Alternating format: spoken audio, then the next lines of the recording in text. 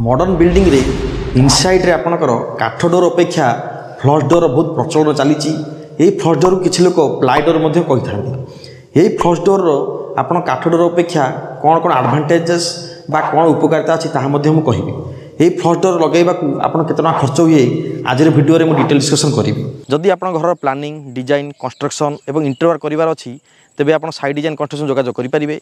आम पाखे ओडिशार सबुठ बेस्ट इंजीनियर एवं स्किल्ड इन अवेलेबल अच्छा। प्रथम आम जाना फ्लश डोर क्या कहती। फ्लश डोर मेनली प्लाई एवं एमडीएफ बोर्ड बनी थाए एवं यह भिनियर एवं लामिनेट द्वारा कभर करा जाई थाए। फ्लश डोर आपण फैक्ट्री रे बनी थाए तेणु यह बनाइबा सहज होता है किंतु वुडेन डोर बनाइबा कष्टसाध्य थाए।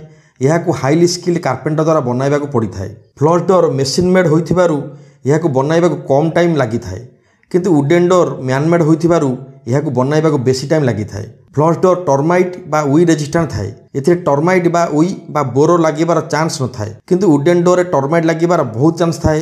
तेणु वुडेन डोर लगाइला बेले टर्माइट ट्रीटमेंट मस्ट करातु। भल क्वालिटी फ्लश डोर वाटर एवं मॉइस्चर रेजिस्टेंट थाए किंतु wooden door moisture water resistant न थाए। तेणु वुडेन डोर वर्षा दिन में मॉइस्चर कंटाक्ट आसिकी बेंड एवं फुली जाइकी डोर क्लोज करने को प्रोब्लेम होता है। फ्लश डोर फायर रेजिस्टेंट थाए किंतु वुडेन डोर फायर रेजिस्टेंट होई न थाए तेणु एथिरे जल्दी निया लगी जिबार चांस थाए। Flush door stain dust resistant थाए कारण flush door two side flat plane थाए तेणु एथिरे जल्दी स्टेन लगी न थाए एवं क्लीन करिया को मध्य इजी थाए। वुडेन डोर कार्विंग डिजाइन थाए सेथिरे स्टेन एवं डस्ट रही जिबार चांस थाए या क्लीन करिया मध्य इजी होई न थाए। फ्लश डोर पेंटिंग पॉलिश आवश्यक न थाए किंतु wooden door regular painting polish करने को पड़ी थाए। फ्लश डोर मेंटेनेंस इजी एवं कम खर्चर होता है किंतु वुडेन डोर मेंटेनेंस रेगुलर एवं कॉस्टली पड़ी थाए। पीरियडिकल क्लीनिंग पॉलिशिंग पेंटिंग करने को पड़ी थाए। फ्लश डोर साउंड इन्सुलेशन भल थाए जहाँफल गोटे रूम साउंड अदर रूम को एते जल्दी जापे ना किंतु वुडेन डोर साउंड इन्सुलेशन एते भल न थाए। फ्लश डोर इजिली अवेलेबल थाए।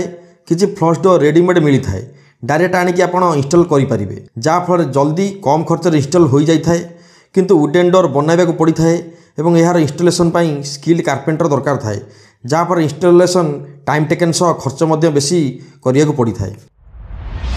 Flush door costing wooden door अपेक्षा कम थाए। गोटे फ्लश डोर बनवाई को 5 ରୁ 6 हज़ार टंका मिनिमम खर्च होता है किंतु वुडेन डोर मिनिमम 10,000 प्लस खर्च करने को पड़ी थाए। मो सजेशन रे आपण घर इनसाइड डोर फ्लश डोर रे करि परिबे एवं एक्सटीरियर वुडेन डोर यूज करि परिबे कारण वुडेन डोर आपणकर स्ट्रॉन्ग एवं ड्यूरेबल थाए आज कंपेयर टू फ्लश डोर। वीडियोटी भल लगी लाइक शेयर करेंगे और सांगसाथी सह शेयर करने को भूलें। आज भी ये नमस्कार। जय जगन्नाथ।